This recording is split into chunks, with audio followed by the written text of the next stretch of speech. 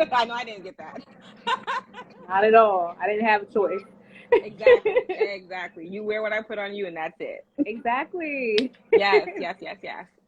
So I'm gonna just start. We have a few people on. So welcome everyone and good evening. Welcome to Next Online with Wodline.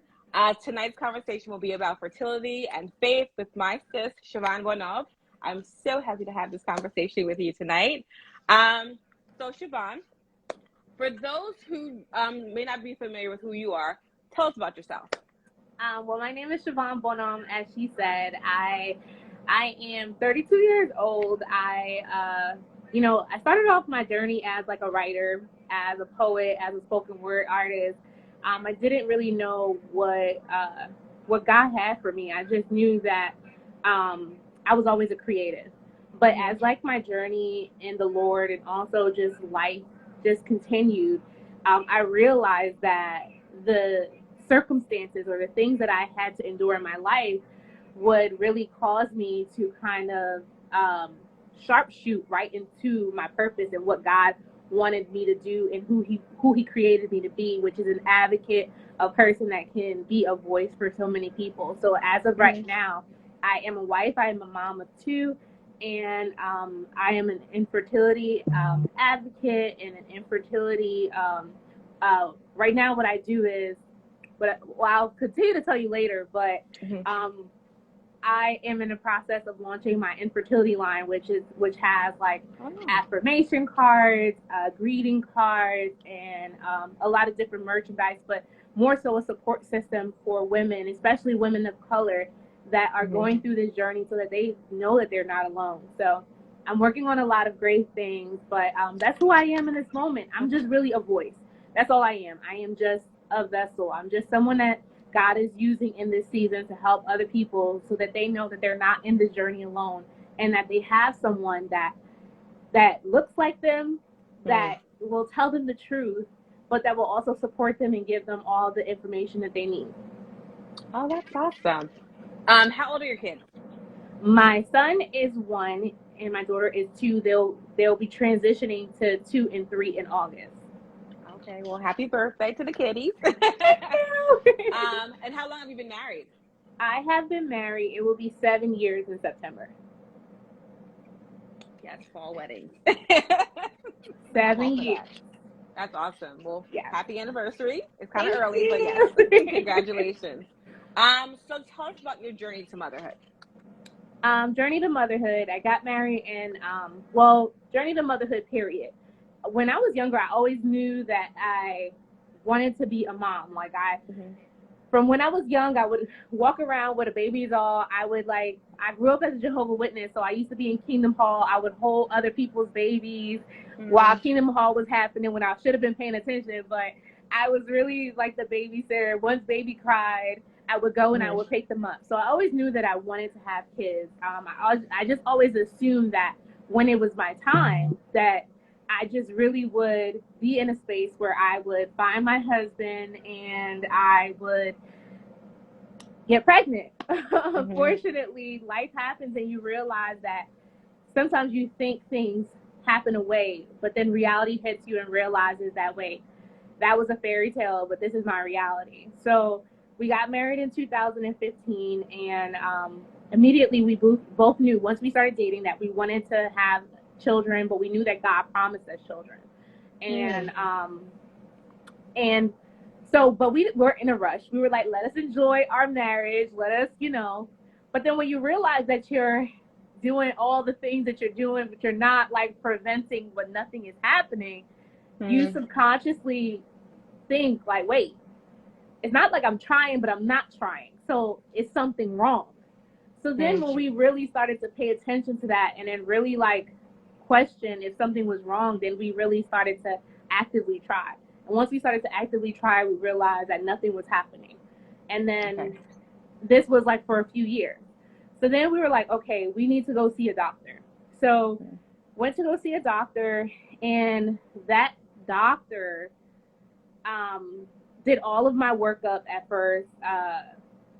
This was my OBGYN. She did all of my workup. She was just like, I'm not really sure what's happening. I'm not sure why you're not getting pregnant. I'm not sure what's what's going on. So you need to go see someone else. When we went to go see someone else, a specialist, the specialist pretty much told us that they were going to run all the same tests. But to our surprise, we were actually pregnant at that appointment and did not know. Wow. So we were pregnant at the appointment. Once our blood test came back, he was like, "You tricked me. You guys were pregnant all along." But a few months later, we miscarried. And that was probably the hardest experience that we had to go through as a couple. And after that miscarriage, we were determined to keep trying, even though it was really traumatic. So we kept trying. And after we kept trying, we would find ourselves consistently getting pregnant, but consistently losing the pregnancy. But no one had answers for us. There was I didn't have endometriosis. I didn't have fibroids. I didn't have like PCOS. I didn't have anything at the time that was like a telltale or like a clear reason as to why we kept miscarrying. So for me, it was just kind of like, okay, something's wrong with me. I'm broken. Maybe it's not in my cards. So we just kept trying. And then we decided that, you know what, we prayed, we've done everything in our power. So we're going to go see an actual fertility specialist that specializes in that. So we went, once again, did all of the workup. They couldn't find anything. So we undergone IUIs. And if you know, before you could do IVF, you have to do IUI. So we did 3 cycles of IUI. What's an IUI? It's pretty much an insemination. So it's before you can do the IVF, which is the embryo transfers and everything. You have to do that, which is pretty much an insemination of the egg and the sperm. Okay. Well, the sperm into me. So, but I did 3 cycles. They all failed. So I was like, okay, something's wrong. So then we were like, okay, we're just going to try IVF. We tried IVF the first cycle. I went into something called ovarian hyperstimulation. So I pretty much like overstimulated in terms of the amount of eggs that my body created, which caused me to be hospitalized because I couldn't move, I couldn't breathe, I couldn't cough, couldn't do anything. So hyperstimulation, then hospitalized for a week. They drained the fluids finally. And then after that, I had to wait. So, you know, you go through this whole process. You think they retrieve your eggs. You think you're immediately going to go into your transfer. But now I had to wait because my body had to heal from the hyperstimulation. So then we did our first transfer. We were hopeful it didn't work. Second transfer brought us Mariah. But ultimately, I don't believe it was the transfer that brought us Mariah. I just believe that it was God's timing that brought us Mariah. We just got to the point where we realized, like, science is science, but God is God. And if we've done everything in our power and nothing has worked, then that means that it's God's timing. So that's what my journey looks like. We had our daughter with IVF, and then a few months into being a new mom, I got pregnant with my son. Wow. Naturally. So that's what that looks like for me. How long was that process? It was like months? I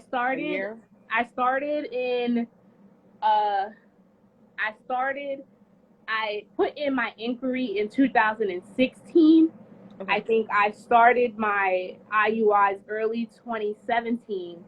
And I had my daughter in August of 2019. So from that time, like that 2-year span, I was like on so many different medications. I was full of hormones. I was completely gaining weight. I was just going through so many different emotions. And it's tough because people don't quite understand when you're going through that.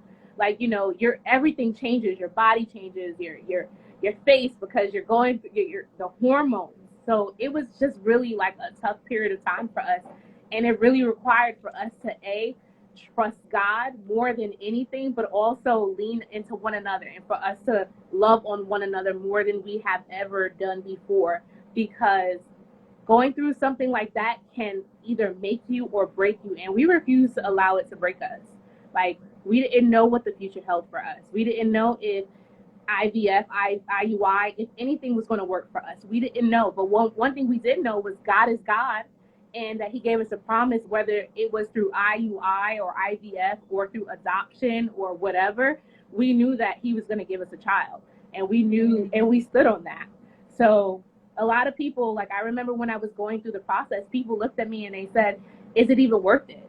When God gives you a promise, you have to hold on to that promise. And no matter how hard it may get, and how to the point where you feel like giving up, you have to trust in that. And we didn't waver. You know, we knew what God said. And we lost people through that process because people were like, you know, we feel like you're being selfish, you're putting your body through so much. But at the end of the day, God was faithful. He kept us through, and he's continuing to grace us through the process. Amen. Wow, that's a word. How did your journey affect your marriage? Well, I'll say for us, our marriage didn't take any blows. If anything, it was a level of support. It was like I saw my husband be there for me in a way that I didn't know that he was capable of being there for me. Because when you're going through that process, a lot of times the outside world is shut out. They don't understand, and they're not really, they can't be there for you in the way that you may need them to be. So for my husband to have been that prayer partner, to pray for me when I didn't want to pray for myself, like, you literally have to be at a point like where, like, it was so tough. It was like literally tough, because I remember going through those miscarriages, not wanting to pray, not wanting to talk to God, because it felt like the rug was pulled from under me. You know what I mean? So it's like I was at a point where I was just numb. And it took my husband to be that person that said, you know what, baby, get up. We got this. God has got us. I know it hurts right now, but he gave us a promise. Because sometimes that promise, when you're going through the process, sometimes it's like you get to the point where, okay, I hear you, God. I know what you said, but this really, really hurts. And I don't know what I'm going to do. I don't know what I'm going to do next. I can't breathe. I feel like I just don't know. Like, I trust you. I know what your word says, and I know what you promised me. But it took for him to remind me. It took for him to pick me up. And I think it brought us closer, honestly. Like, it definitely brought us closer. And when it happened, like, to share with him, because for some odd reason, my fertility specialist would only give me the news on Sunday morning, right? So okay. I work at church. So I'm literally like in the sound booth, and my phone rings, and this is before service starts. And I'm like, this is the number. It's either it didn't work or it worked. So I picked up the phone, and she was like, I just wanted to tell you that you had a positive pregnancy test. And I remember when I got the call, like the cycle before, and it tore me, because I was in the middle of singing Waymaker, believing that God was going to make a way. So then it tore me apart when I didn't pick up the call, but I still have the voicemail transcript that said that my test was negative. So to be back in church and to be back praising him and trusting him in spite of, and then get the call that our test came back positive, and then to share that with him in church, it was like an amazing moment. It was like a moment that only us could share together. No one else knew. So it was just a beautiful moment. I will never forget that. Wow, God is faithful. That's amazing. No, he's faithful. Question: did your husband, it's Mario, right? Did he have like a male support system as you guys like were going through this? Like while you guys were going through this? To be quite honest, he really didn't. And I think it's a lot of different factors to that, right? Okay. There's the male factor, that pride factor, that lack of vulnerability to another male. But I was thankful that even though he didn't reach out to people, that there were people that were like in our church family, within our church family, that knew what we were going through, that would still call him and encourage him through the process, even when he was like not really like the one who sought out that support system. One thing that he says in this season, though, is that it's very important to have that support system. It's very important to have people that you trust, people that you could just lean on, because there's times where he's going through things that I don't know and I don't understand, or he feels like he can't tell me because of what I'm going through. But to have that support system is so important, because he gets an opportunity to have an outlet to be poured into, but to also to have like a reset. So it was like he didn't have it, but then he had it. But now he understands the importance of really having it and really seeking it out, because sometimes people don't know that you need it, and sometimes you have to ask and pray about it. And I believe like God has really sent us a support system, period, like within our marriage, within our journeys. So it's been a beautiful thing to watch, because God orchestrates and then he moves the pieces. Even when you're like, nah, I'm good, I'm just going to sit in my little corner. He's like, hey, God put you on my heart to give you a call to encourage you, or can I do breakfast? Like we had this one brother at church who's always like, hey, you're at work, let's go get a burger, or, you know, so it was good to see how God moves pieces, even when we're not, you know? Yeah. Like even when we're not physically moving them, God will move the pieces in the background, behind the scenes, on our behalf. So it was dope to watch, and it's still dope to watch how he's doing that now in our lives. So that is awesome. That is so true. I'm constantly saying that to people, like he is working behind the scenes. Always. He is. Yes. I'm glad you shared that, because I think whenever you hear conversations about fertility or infertility, you don't really hear people talk about how it affects the husband or their partner. And I'm really glad you shared that. Because fertility isn't just a female issue.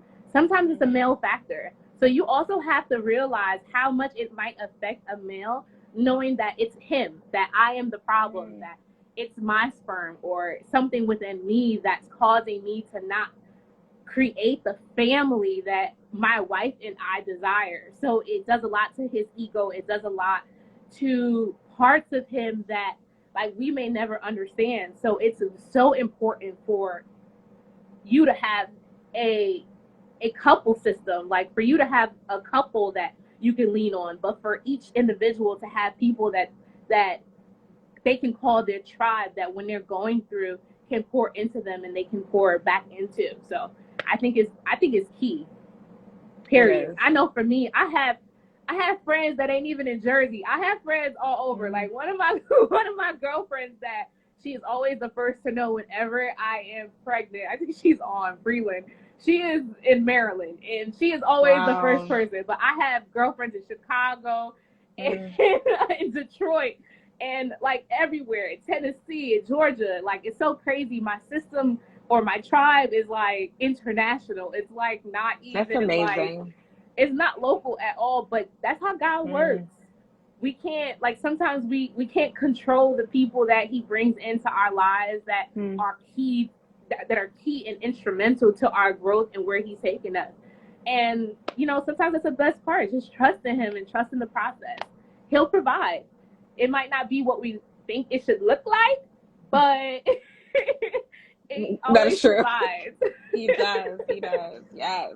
It may not come in the package you want, but yeah, trust me. And that's why I talked about in the beginning, like we were already prepared. We were prepared if it didn't come through me naturally. Like we were already prepared. We prepared ourselves mentally and said, hey, you know, if this is too much. And I remember it got to a point where the injections and all the hormones had really taken a toll on my body. And my husband looked at me and said, are we still in this together? Like, are we still doing this?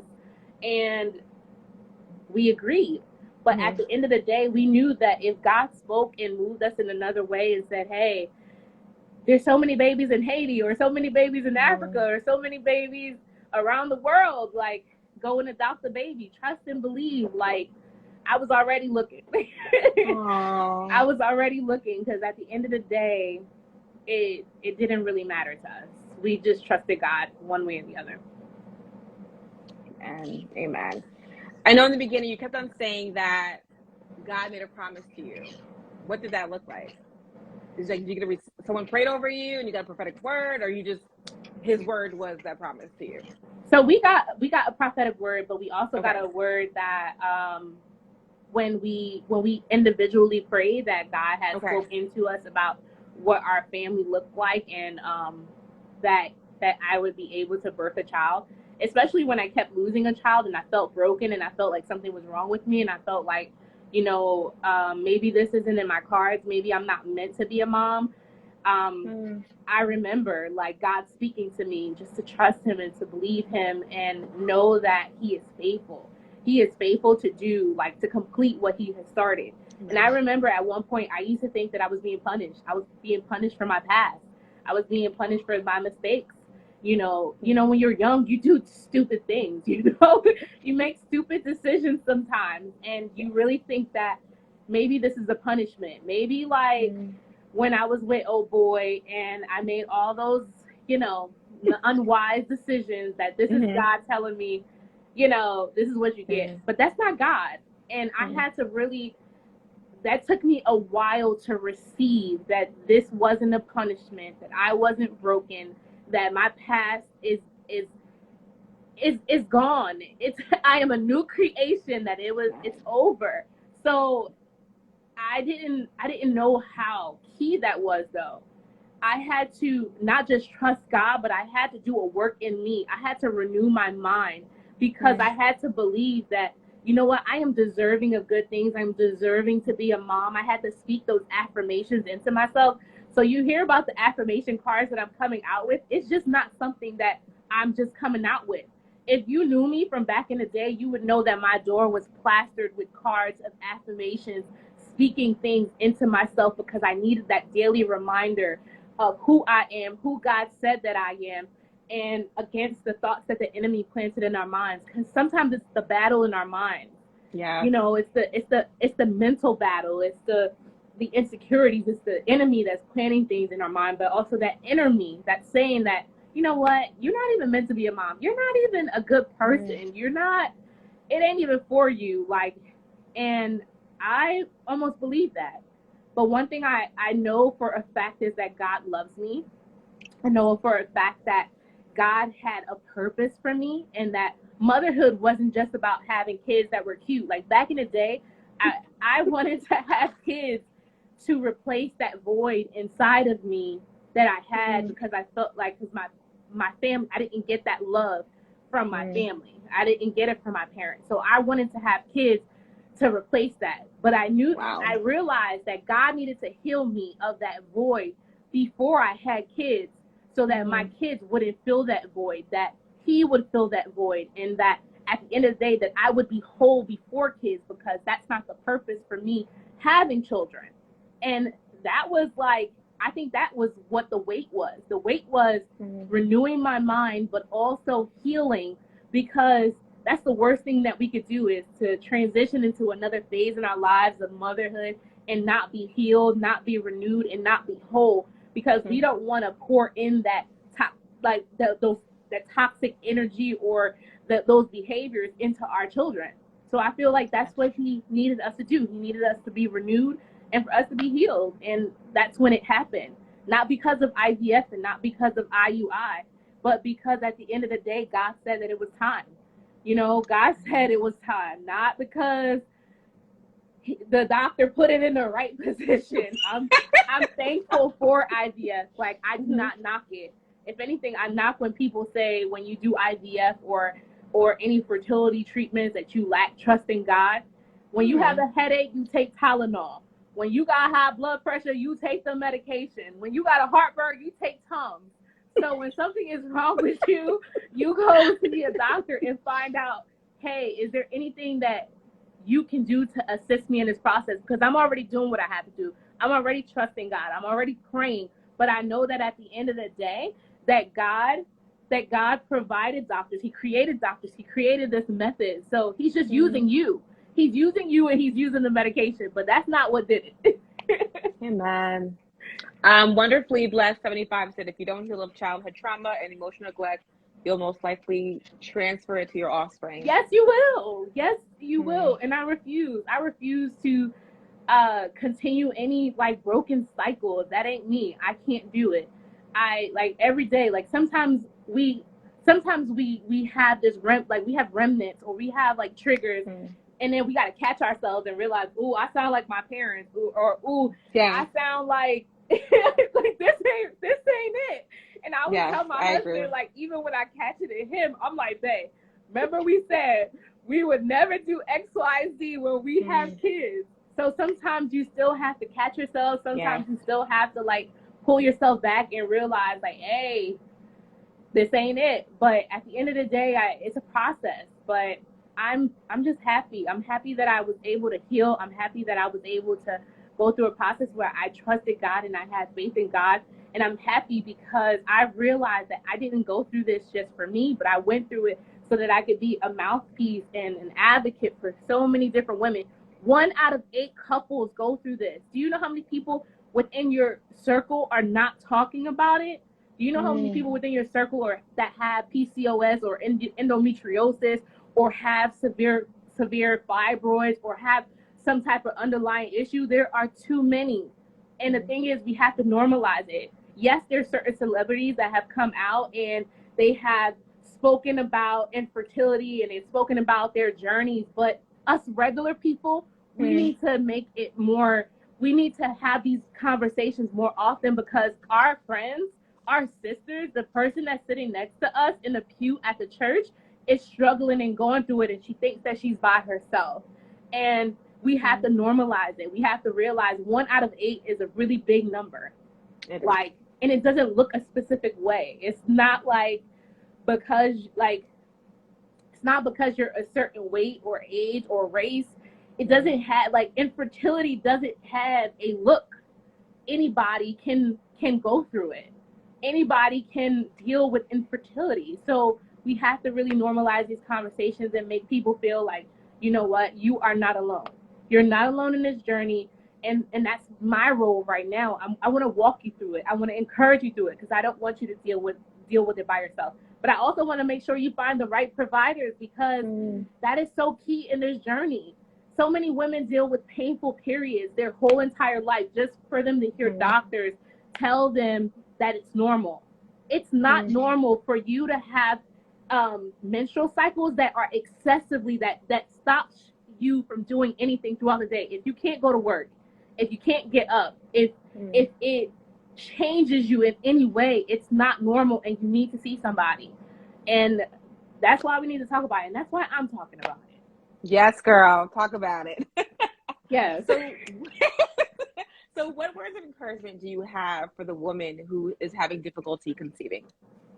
That you are not alone. That you are not alone in this journey. You are not invisible. That God sees you.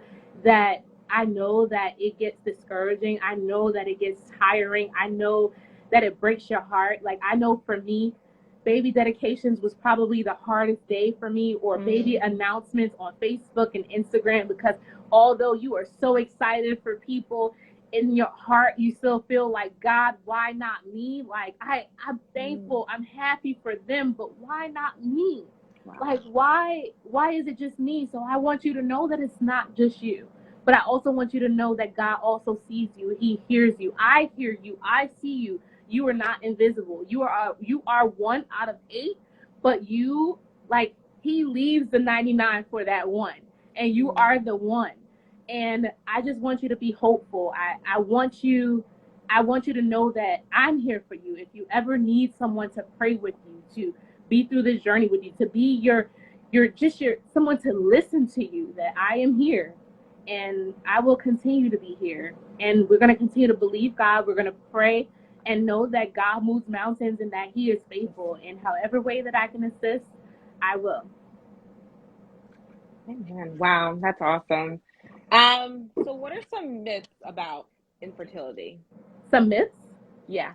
Okay, that it's only a woman issue, or that you can't get pregnant after 35, or that all fertility is fixable, because sometimes infertility is fixable, because sometimes it is not.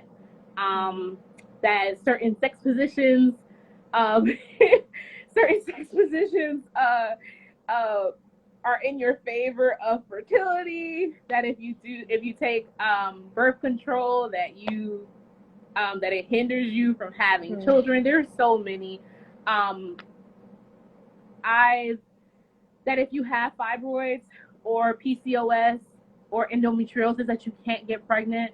I've seen it happen. I've seen doctors tell women that they will never get pregnant, that there is a 0.1 chance of them getting pregnant, and God opened up their womb and they were able to conceive.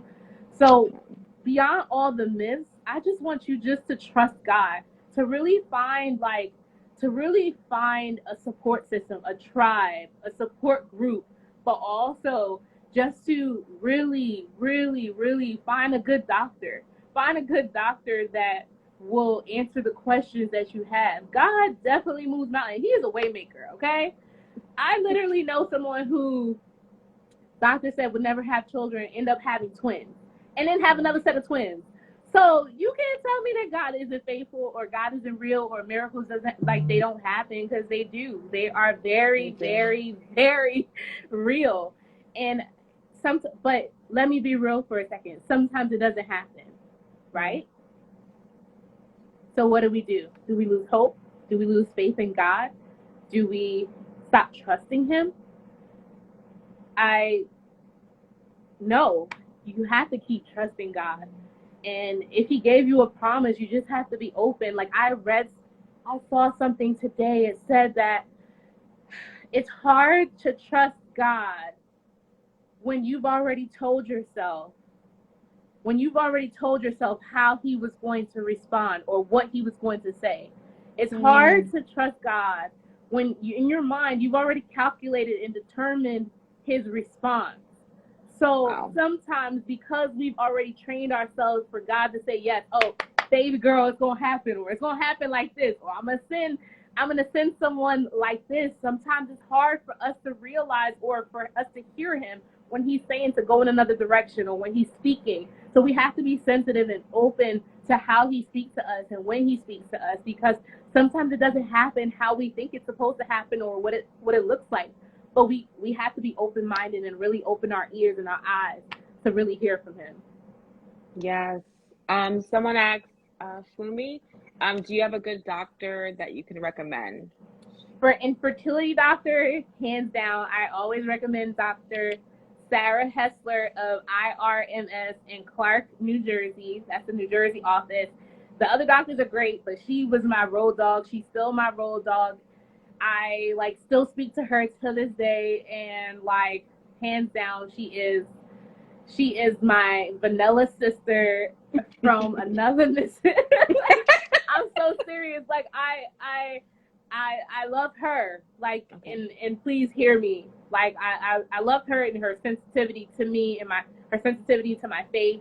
And I remember her even saying to me at one point when it wasn't working, she was like, I really think it's timing. I really think that it's just not God's timing. And I never knew her to ever be religious or a believer. And I just think that God used her at that time to speak to me. So she's a good doctor. I have a list of doctors that I have vetted.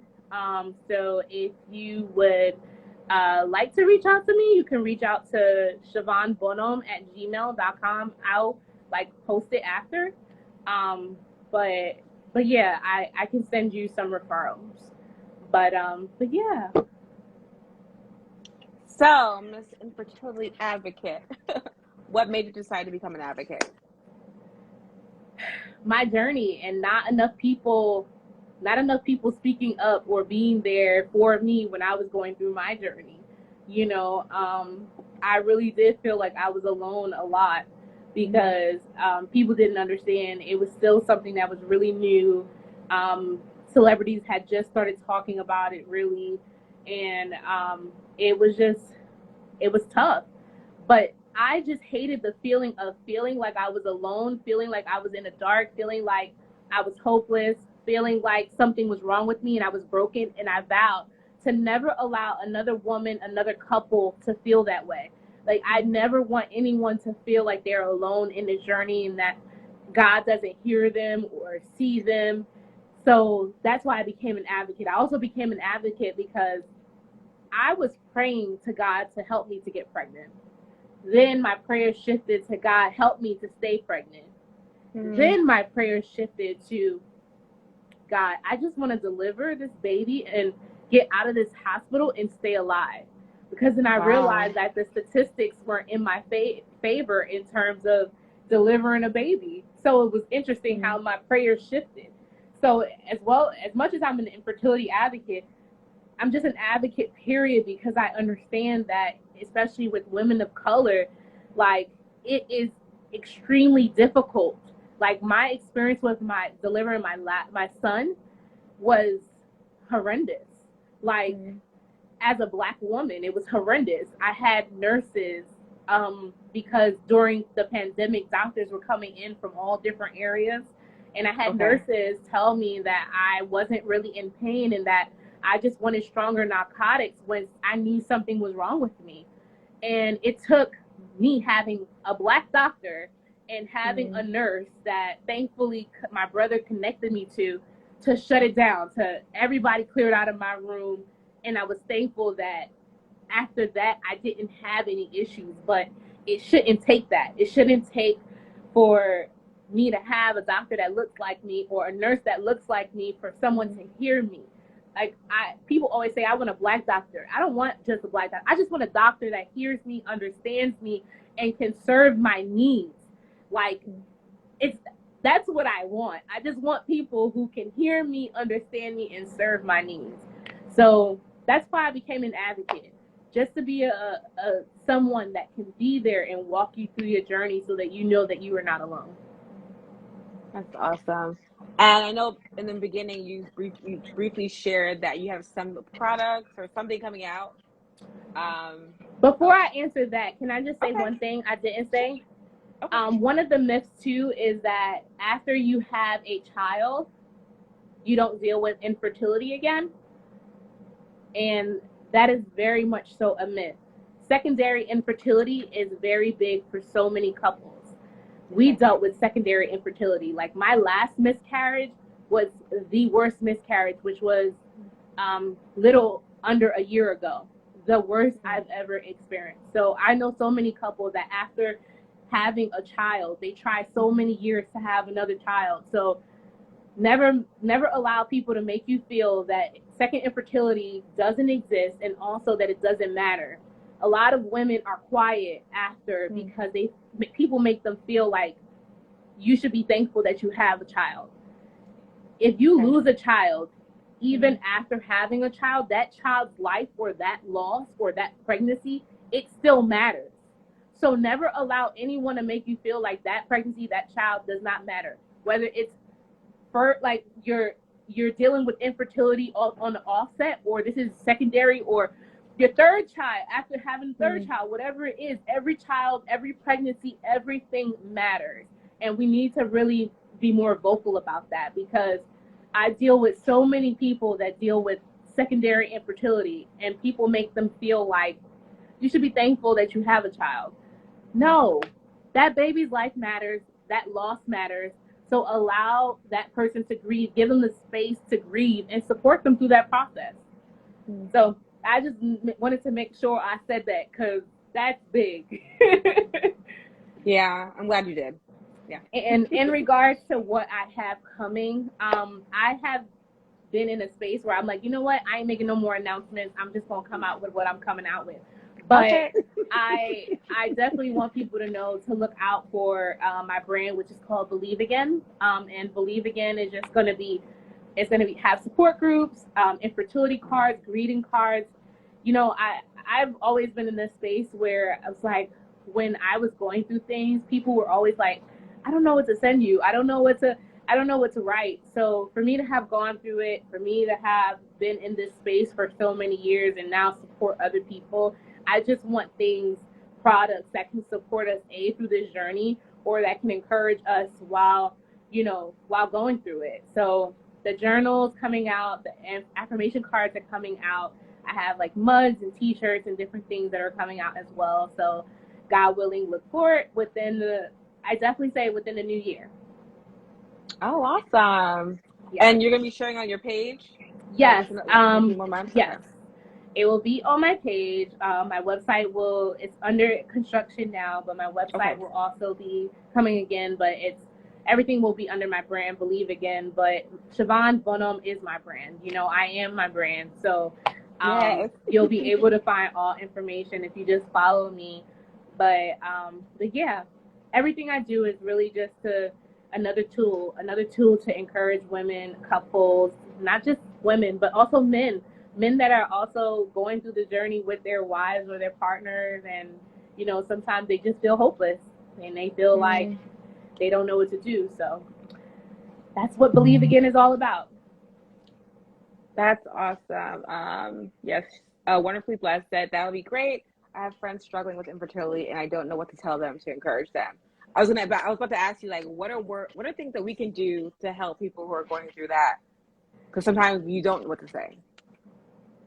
Don't be a filler. Like, don't just say something just to say it. Like, you know, sometimes people don't really need you to say something. Sometimes they just need you to listen.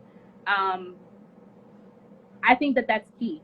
Sometimes it's all about listening. Sometimes it's about reassuring them that you are here, that you hear them, that you see them. It's not telling them you're going to have another baby, because it cuts, because that means that this baby or this loss that I just experienced, it's like, this doesn't matter when it does.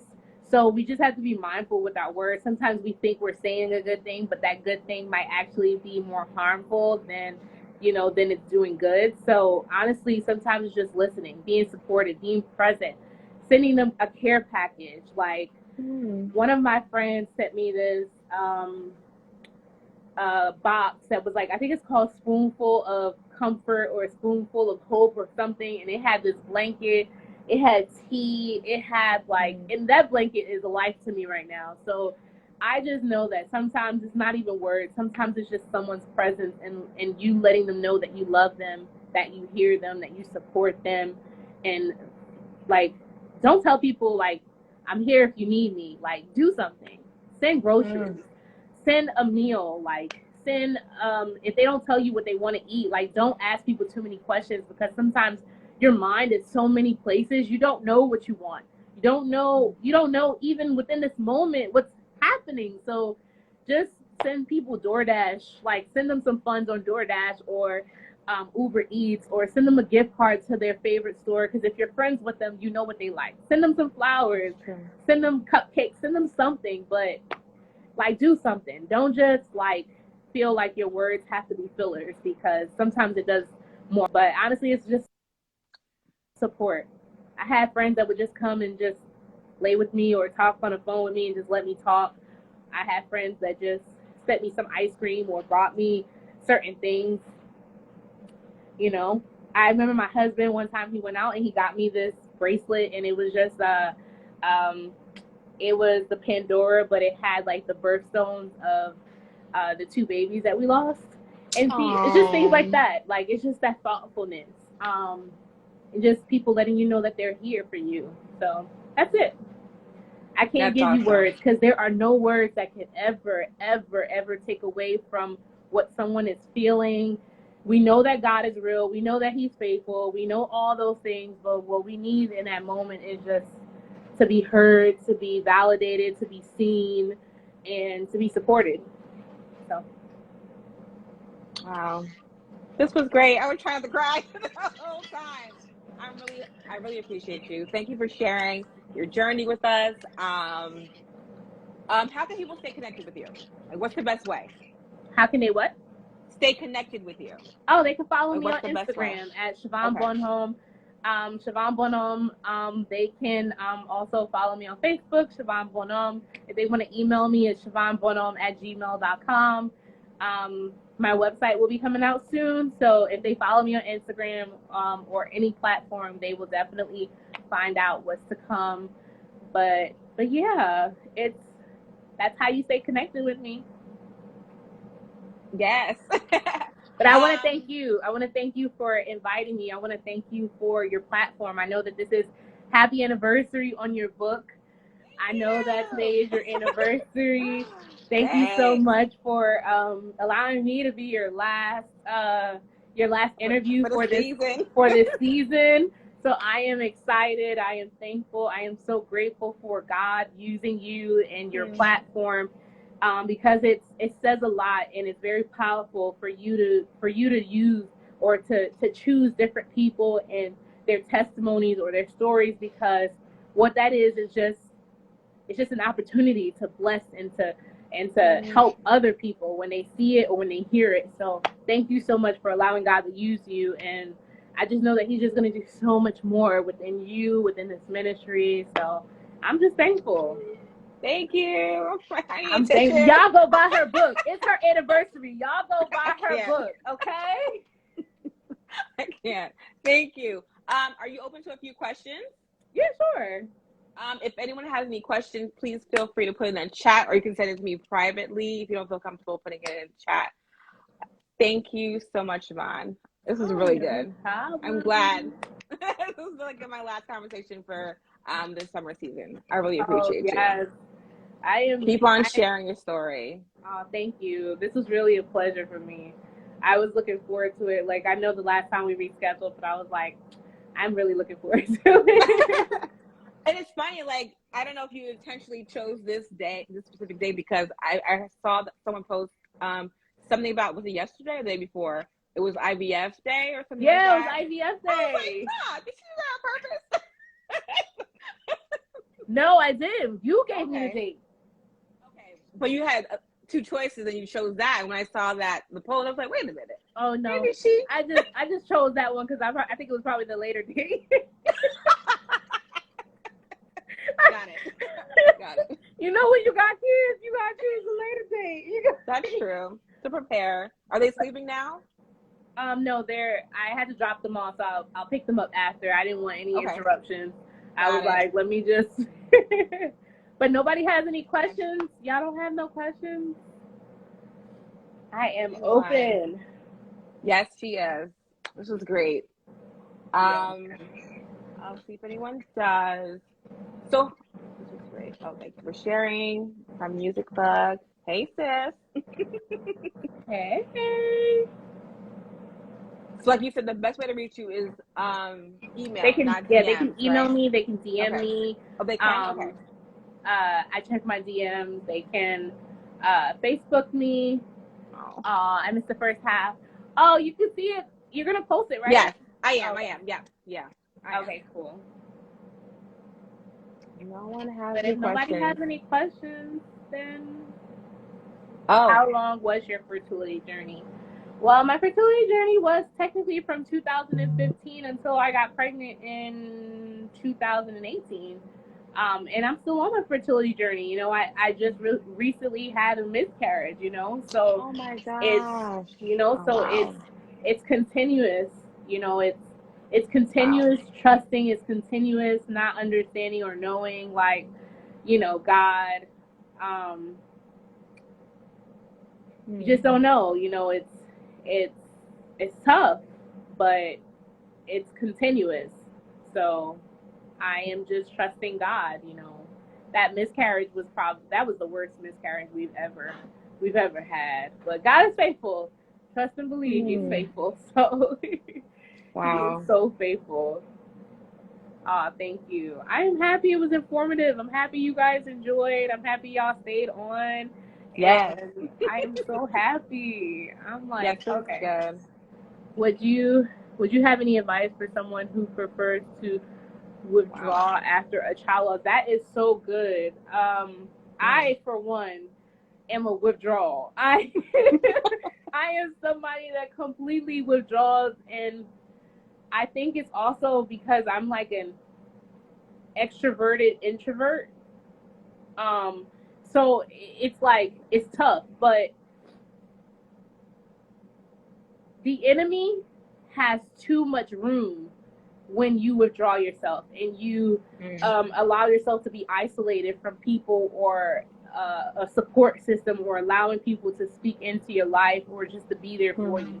I found that when I withdraw myself, that's when the enemy would really plant lies into my mind, into my head, and tell me that I wasn't good enough, to tell me that this would never happen, telling me all these different things. But when I fought against the withdrawal, and I would put myself out there, or I would seek help, or I would go to therapy, because therapy is key, y'all. Therapy is key. I found that, you know, there's so much freedom. There's so much freedom when you refuse to withdraw. You refuse to allow the enemy to keep you in silence, to keep you in bondage, because that's what he uses that withdrawal period to do, to make you feel like you are alone. And that is a lie. You are not alone.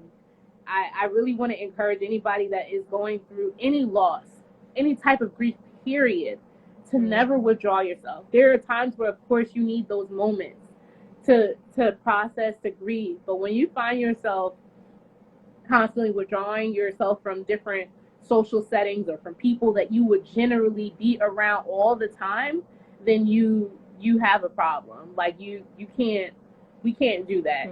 And I need people around us that can really like I need you to have a support system that can tap into you when you don't tap into them. Like, that's what our support system needs to look like. People that can see you struggling, or know that something is wrong without them being in your face. Yeah. And we have to start developing those type of relationships and friendships where I have certain people in my life that when I withdraw, they will literally like call me to like, and if I don't pick up, they will call my husband. Like, is Schivane okay? Is everything okay? And I appreciate that, because the devil is a liar, and he will not have my mind. Because once he has your mind, he can make you believe anything about yourself. So don't allow him to cause you to withdraw, because he's a liar. Sure. I saw something else, but there's another question. I know Tootsie Toots put idle mind is the devil's playground. The next question was from Jenny. What was the moment you knew? When was the moment you knew IVF was what you wanted to try? I didn't know IVF was what I wanted to try. Honestly, we started off saying IVF. We would never try IVF. Honestly, we just went to the doctor and was like, because there's so many lies. Like, if you listen to my live with my doctor, I did it a while ago, but I told her, like, there's so many lies that people make you believe based off of their experience. Never go off of somebody's experiences. Reviews are great, but be mindful that reviews and experiences are often they're often filtered through our own emotions and what we're going through, where we are spiritually, with our journeys. So just be mindful that when you're taking advice or reviews or opinions from people, like, just be very mindful. I'm thankful that I did not allow what people told us about IVF or infertility to hinder us from taking those steps. It's hard as heck. I'm not even gonna lie. It was the toughest thing I ever had to do.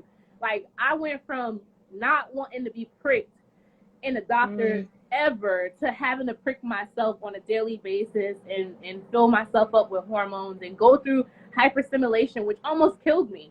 So I'm not going to lie and say that it's easy, but I'll also say it wasn't what people made me thought that it was.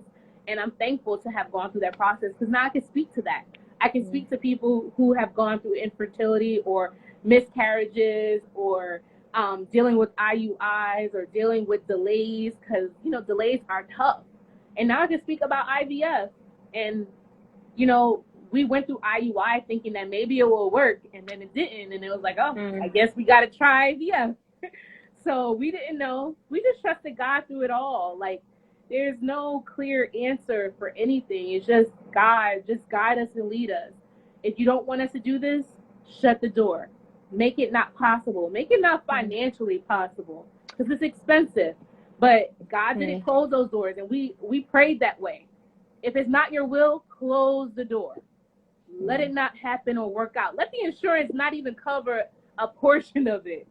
But God was faithful. He spoke. He allowed us to go through that process, and I'm thankful.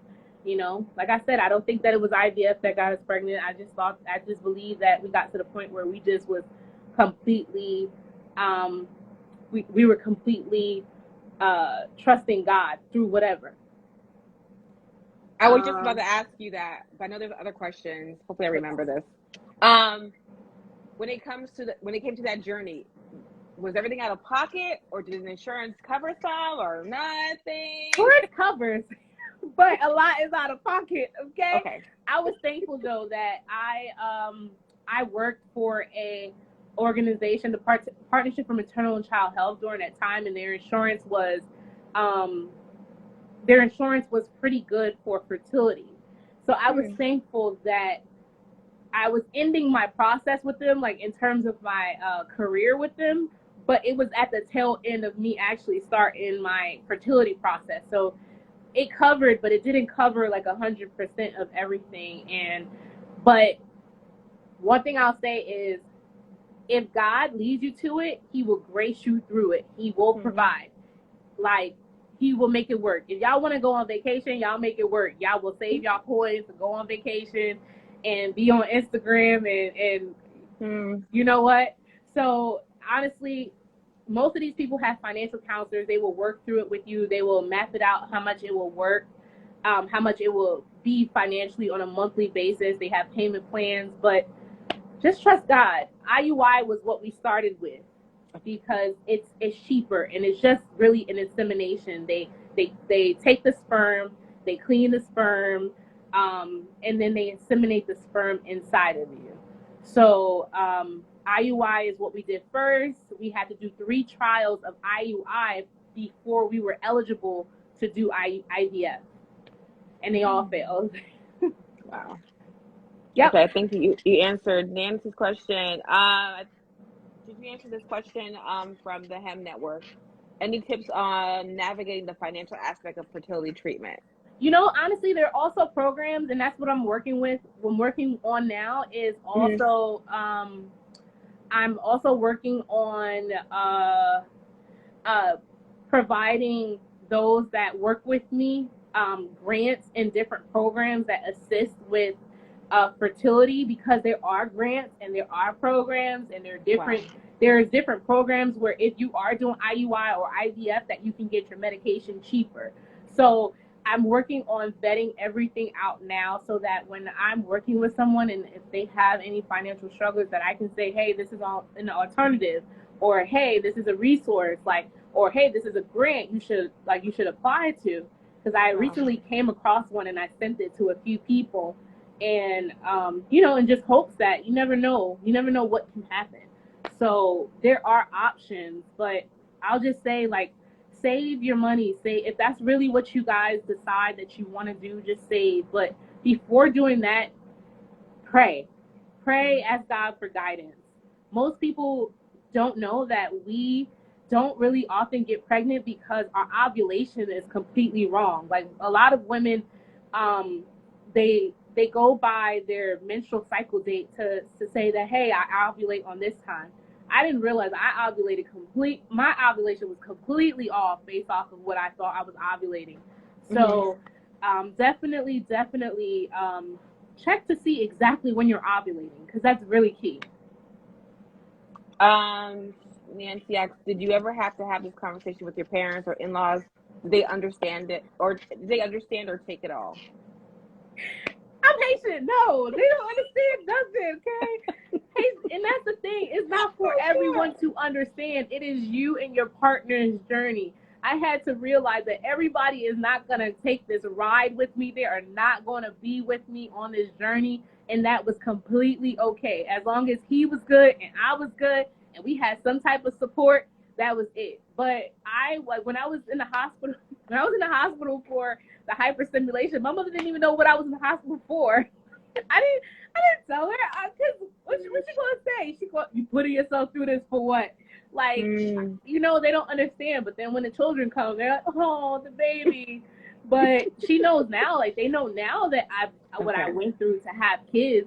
But at the end of the day, it's like, it is your journey.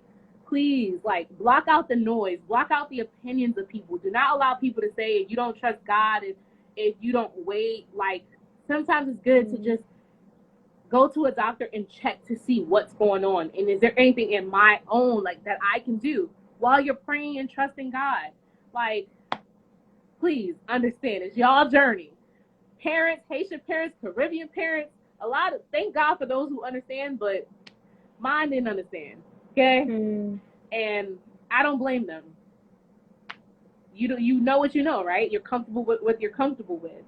And like back in the day, like if you weren't able to get pregnant or if you would lose a baby, it was like, it was voodoo or somebody, you know, it was something negative.